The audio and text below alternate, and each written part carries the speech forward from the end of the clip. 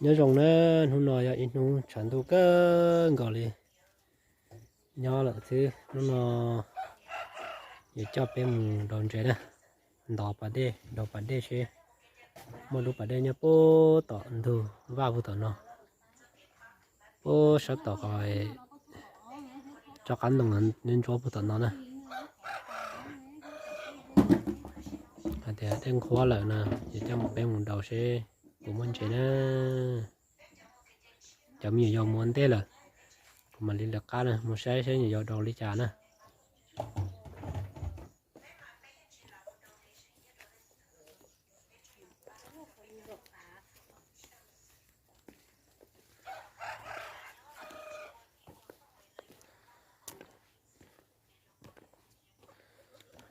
nó này nó sản đủ cơ gọi đi nó này vẫn xảo thế nhiều dầu phần thời thì đi cho cỡ một trăm nhiều dầu đầu phần gì nữa nè nhiều dầu muốn thế ta lại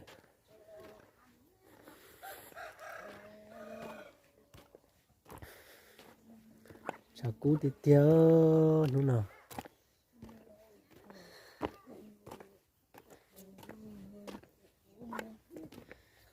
chỉ mua ba tuổi trong thai gì tuổi tệ sẽ chỉ cho sắp lời nè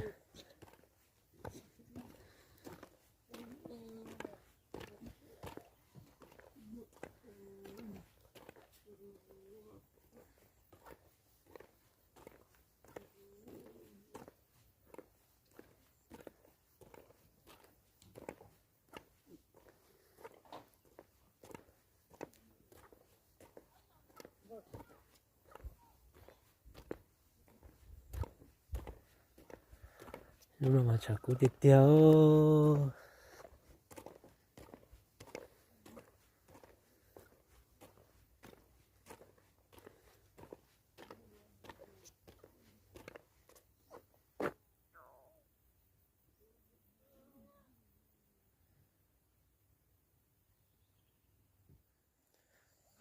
tôi cho nữa tôi cho bà đê nữa bà ta thì là hú tua chỉ xé tua này cho nên tôi cho cho bà đê nữa là đồ đê bị plo chùa nhà đàn nó nữa nhà đàn nó chơi chúng cha thế này nhà đàn nó là đồ đồ sắp bể rồi họ nói đê chúng tao không ở bên hú nhà đàn nó khó là tất cả tôi đồ đồ nữa nhà đàn nó chơi chúng nữa lúc bà kia đặt cái này cho nhận tông là nó mà đặt có bỏ bỏ hay nhận đê đồ nó mà chơi chúng nữa xong ta nó chỉ thò lên đâu cái nữa xong ta nó chỉ chơi xong nó sẽ xong nó đi nhà lo cha xong ta nó sẽ chỉ học cũng một trong đi chả nè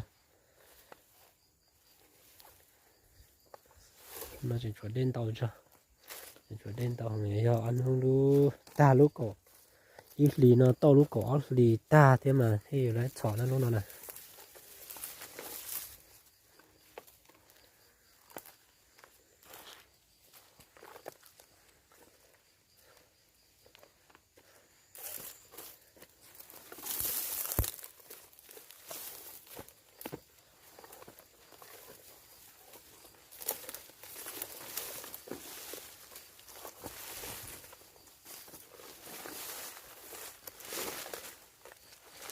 có chỉ là một lý có nè sao mà một lý có mà lý có nhân trên cổ ta nè ở chứ vậy đâu soi thêm mà lý được cái đâu ôi nhiều thứ đồ ta dùng khó nữa cho pe nhiều đâu cho tôi đồ ô lửa kinh kia là tiếng đồ dùng khó nữa ba chọn chè thế này không nè đâu chưa soi thế nó còn cho nó trả thì nó soi thêm mà đi được cắt đâu chả cố cái số mù có đây có lọ tà đấy thì cho cái thằng gì có chọn gì đánh chè nè ngắt tao đây rồi ngắt làm ở đây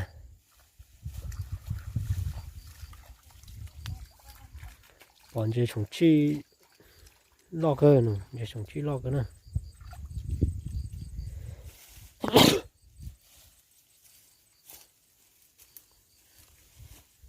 học phải để cho cũng trừ là mua đấy xí nó cũng tin thế này bao nào nè đây là học này sọ con tin nó con tin nó nè chúng ta nói gì chúng ta kể nó lúc bà nè sọ lấy một trâu lụt tờ đến đây cho nhận chế lo ở cho nhận chế thì sọ lấy chống cơ nè chế chúng chỉ lo cơ nè trong bột thì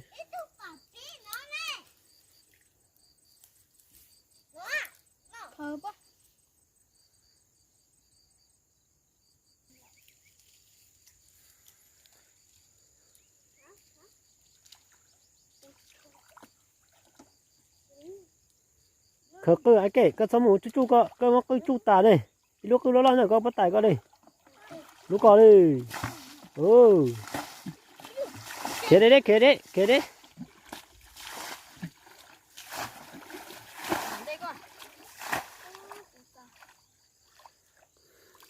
cho tôi ăn khoa bây giờ lấy cho rồi lúc nó lọt thì có đây chủ nó có không đây có tròn chơi có đây cái chụp bỏ là lúc cứ là lúc tận đây là hà nó thế nhưng cho cá thì chủ có đây lúc bé có đấy chị kẹt có chỉ khơi bóc kẹt đấy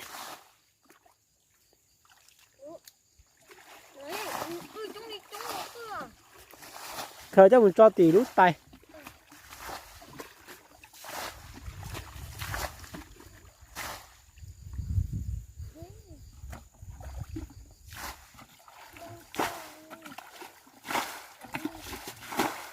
lúc thì nói đây thì tôi thấy tao thì chạy rồi nó này lo phải coi lo khơi lúc nó thế cái liền lo phải coi lo khơi lúc nó thế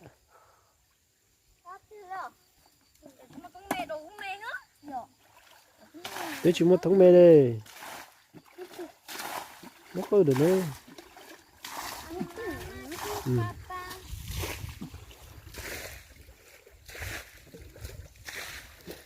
cái gì cái này nó khơi coi nữa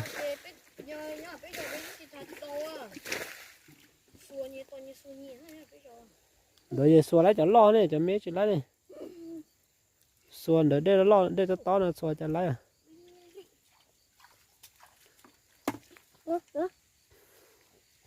sao mà một kho nhìn chơi cái lọ đồ cho mẹ chờ nó chống trả nè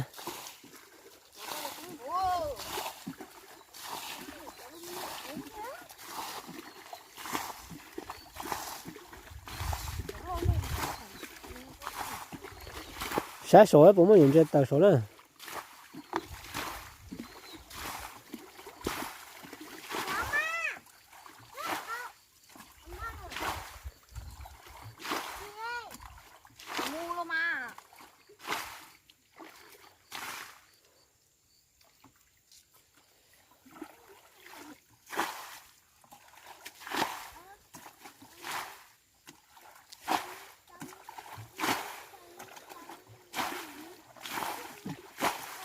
chơi cá là chống cơ đi thế này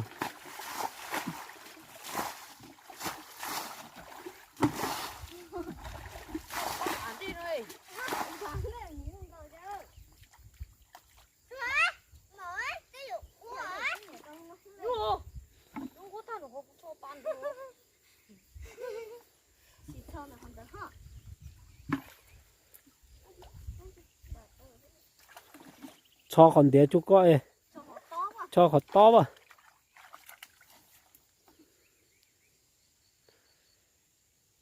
được có chừng đĩa thế cho bút tỏ nó to rồi nên thì mua xe cái bột tông lọ cứ lên nó cho một con lao với nó hơn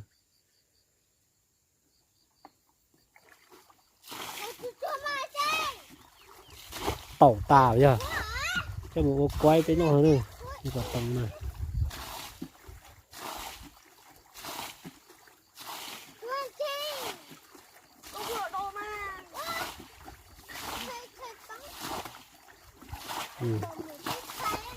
tập trung lo cứ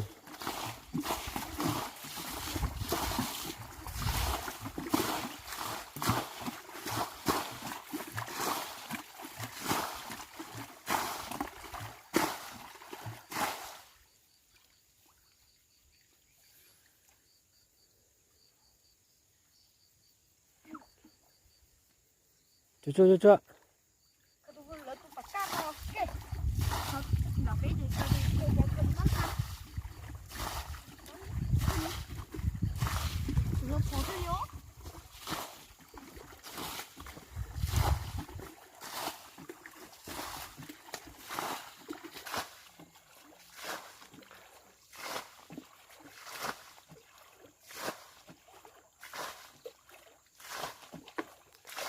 cho tôi sáng khó tôi sáng đầu tới ăn khó tới lấy thành chơi rồi đâu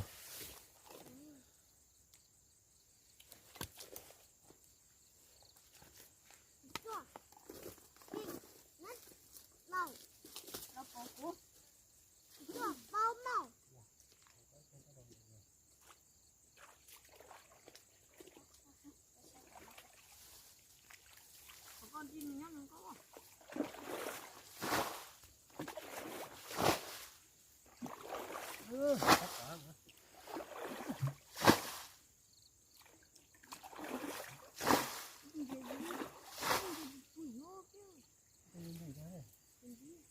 giờ khởi tới trong cái trong một cái nó này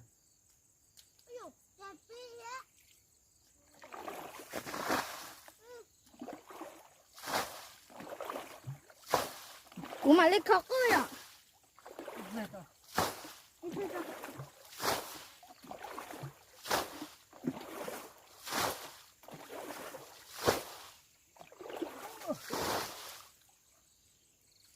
chú giải được có đồ đánh chế nó phải ó bóng sổ cũng sợ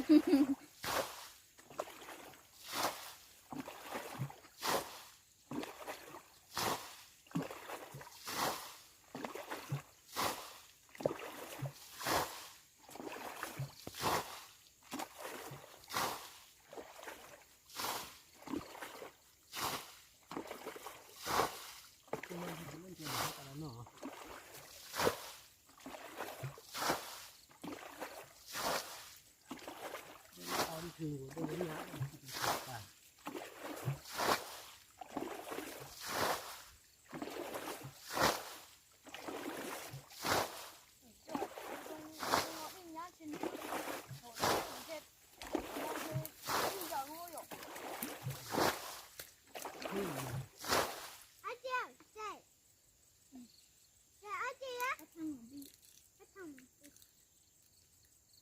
cho cái chiếc đỏ đâu cho chị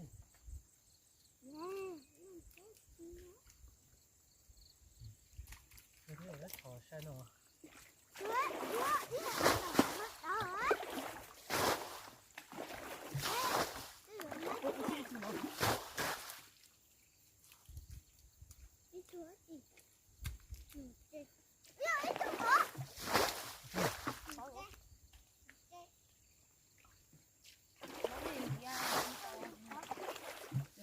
đồ lấy những chuyện đó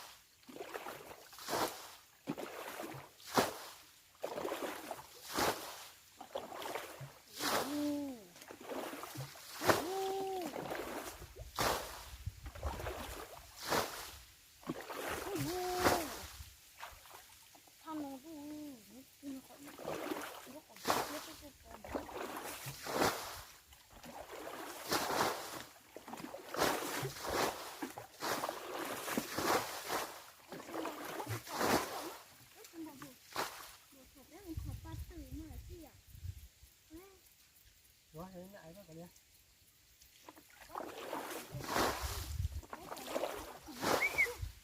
cái tiền luôn cái này từ lúc luôn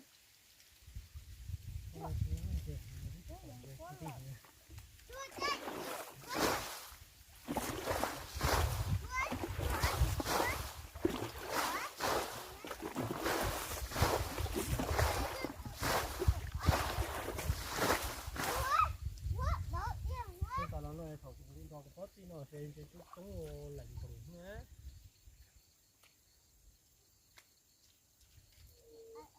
nhưng mà cho nó đóng lần đồ hoa thì giờ tôi thấy sẽ đây là tôi là một số đấy thành mình giờ nó cứ nó thành này nữa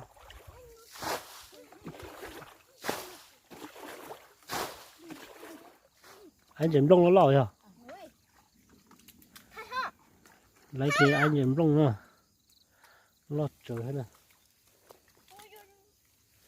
đo cho chị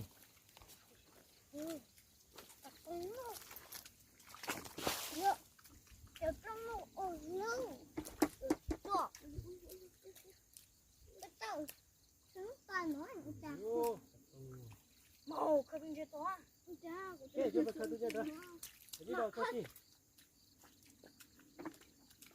cũng để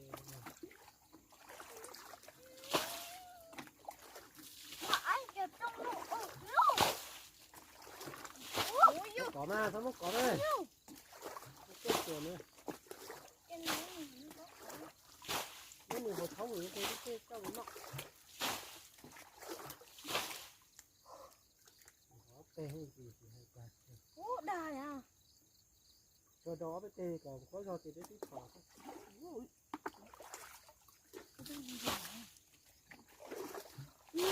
nó chắc chắn rồi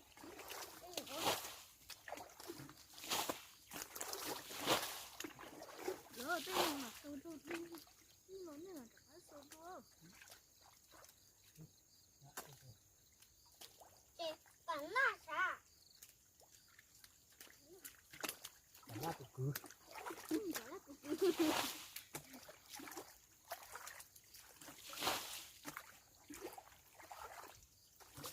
như các khẩu đó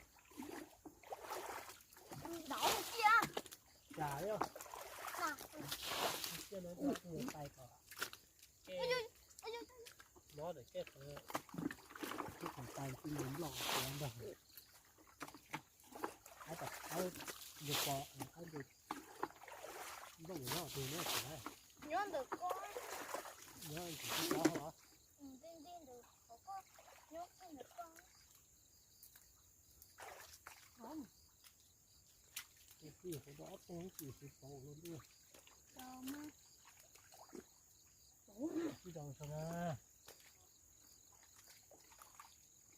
cái còn gì nữa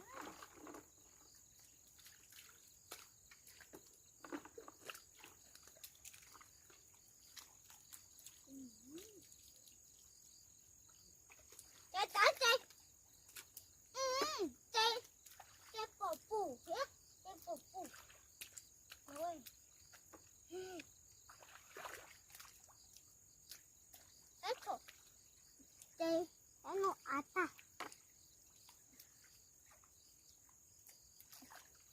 có đi thử hả một có đi thử à tôi nhìn tôi chính chân của ai thử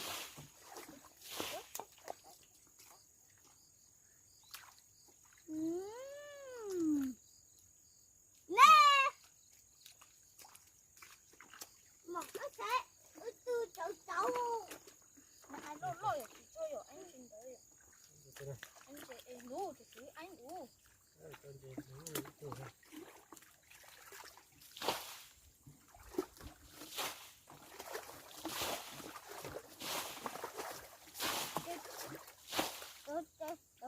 nó sừng lo chứ mà nó sừng tới giờ sao anh trên sừng nó được cái đây cũng sạch ta cứ nhớ dặn nó là cái kho từng chưa gấp nó gì kho từng chưa gấp cái tủ gấp thằng đây gì nó đau lắm cái ai chơi nó ai rồi ai bắt tôi nó chỉ rồi ai bắt tôi gì ôi giời ha cái gì giờ nó cũng giờ kia nó cho mà ta không có ha cái chỗ của bọn chị ha chứ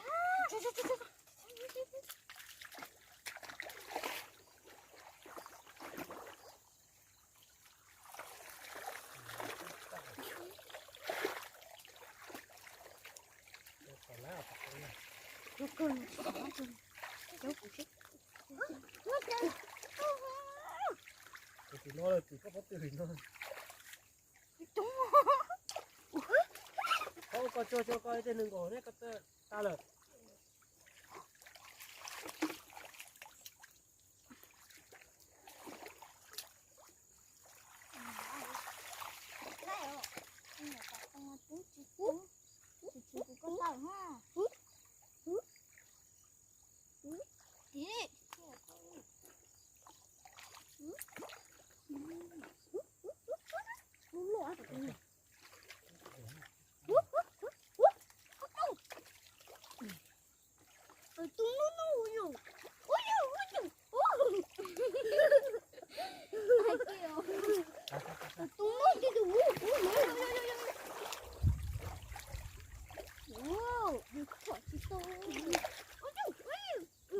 coi trên cổ nước có tao. ngủ nó chủ điêu là 뭐야? 깨까지 젖으면 이제 힘도 없어.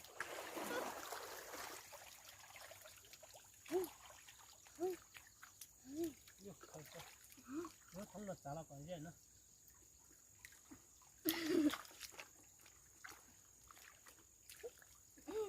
내가 찍고 올게. Nó không nè.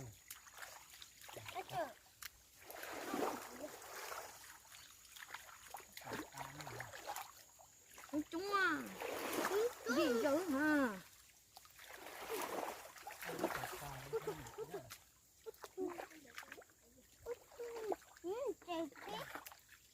chúng đi chơi không bắt nó.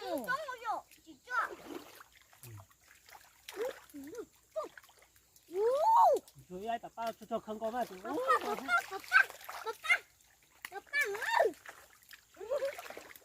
이렇게 có mấy chú chú.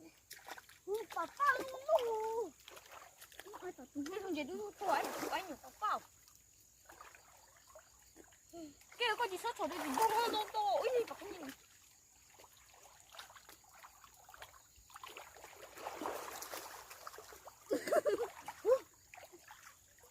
Cái cũng có gì sát trốn thu. Cái có sát trốn thu cái bạc nhìn chung. Jadi tali Nhìn gì bạc nhìn.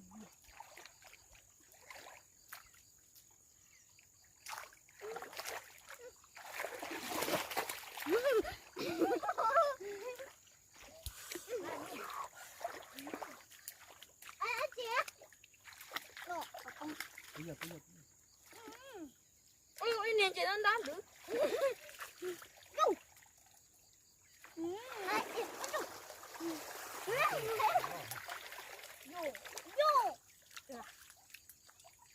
Lại trở lại ai hay tôi rồi. thôi tôi hết rồi. mama Nó ít tôi chứ. Papa ngồi đi. Papa không chỏ ấy. Mỗi con cho coi có thể lấy chơi luôn. Thấy là bé thôi à.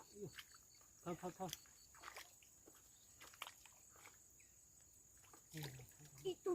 Ít tôi nói hết đây. Ít tôi nhá.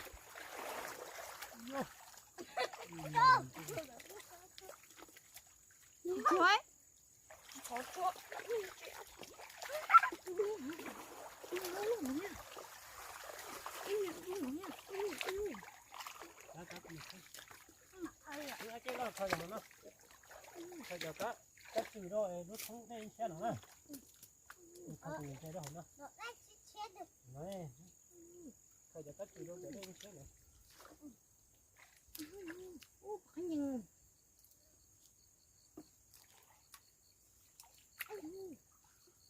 우리 코가 없나? Nó thu có thấm cho cho cái chữ này. 자기 못하는 좋지. Cái thấp thời cho đó không à, cái này còn cái chữ hơn đấy.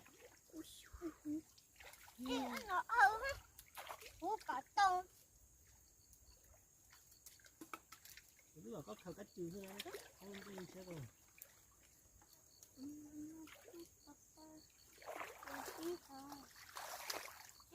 Tôi lấy lửa.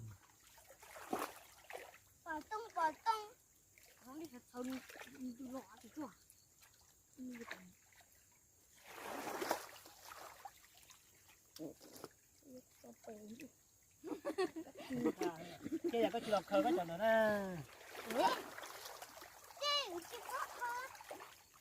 그거 들게요. 그거 들는다.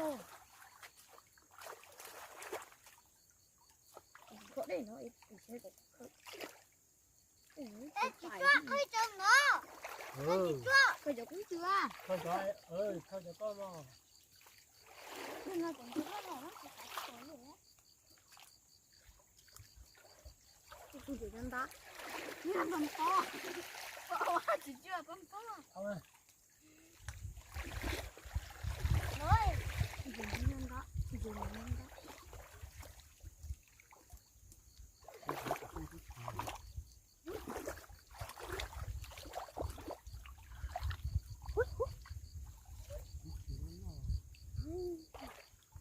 mẹ ít gì đó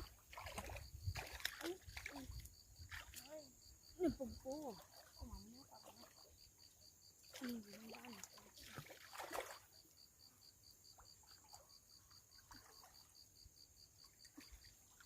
anh ui như có từ như ai rồi ra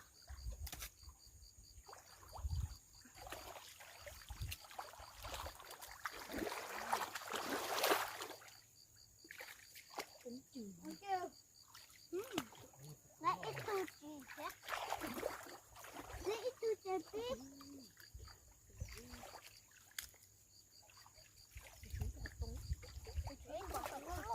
và biết rồi cái đồ tung đó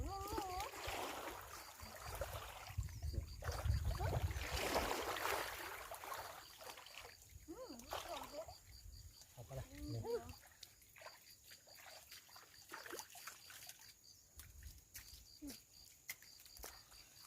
gì đang đá gì nó đi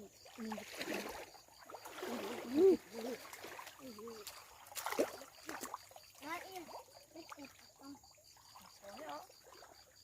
có bắt tung nhá rồi cho chơi ôi gì hết rồi ôi nó đi còn lát ở rồi nó yêu gì chơi chỗ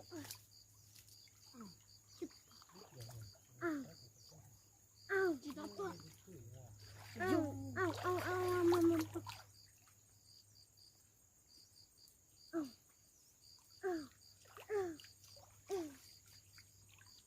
anh ăn bàn nó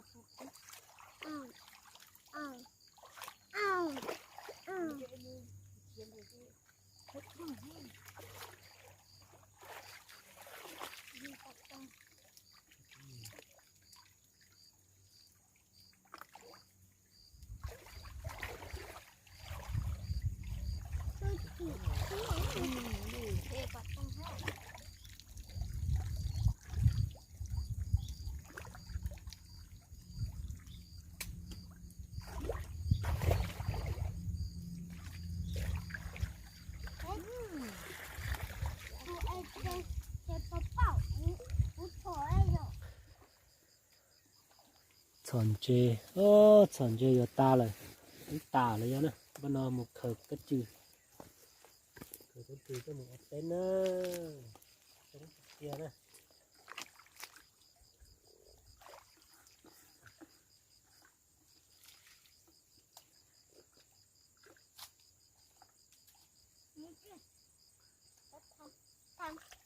cách thăm một lọt tí cơ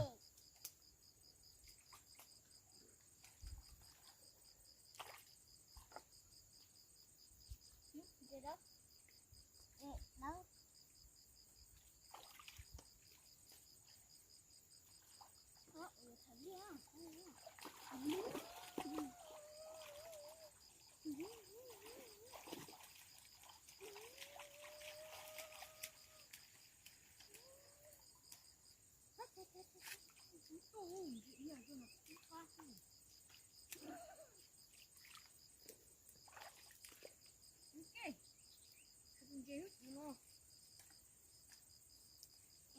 thấy Đấy, đi chú. Bạn thấy nhá.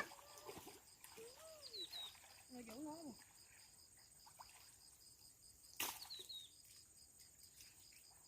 Đi. Nó ánh hưởng trên rồi đấy. Ánh hưởng trên.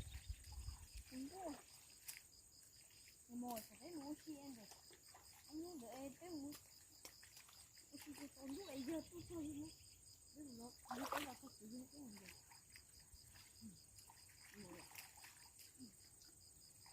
thì cái này chỉ là sao là Anh như kìa. Rồi đợi kia trời cho cái trâu nó chín rồi để mình xin.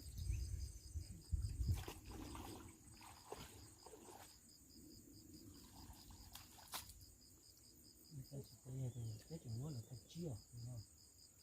Thật chín no đi.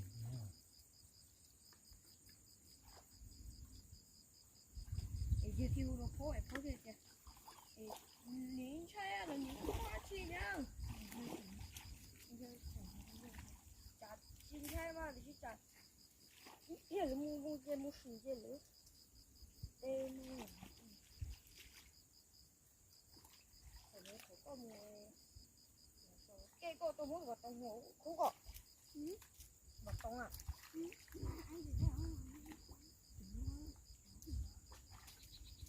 Kêu kêu kêu.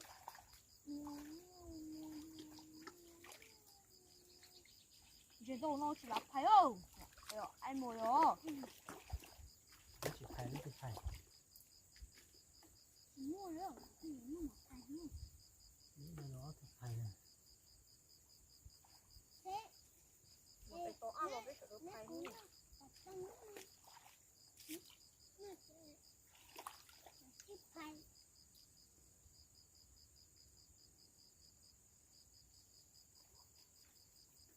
sẽ thì nó cái sự cố nó sẽ thành thao là sẽ là cái à Chơi, cũng mua của lúc xưa nó cũng nó tái rồi. gặp hay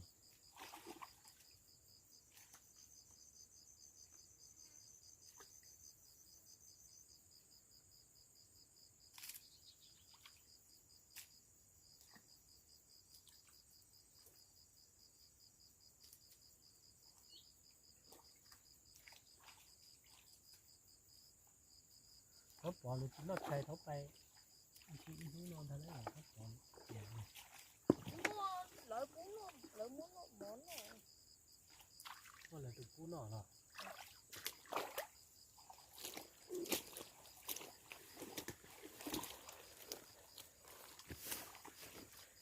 Ini còn butuh di pono.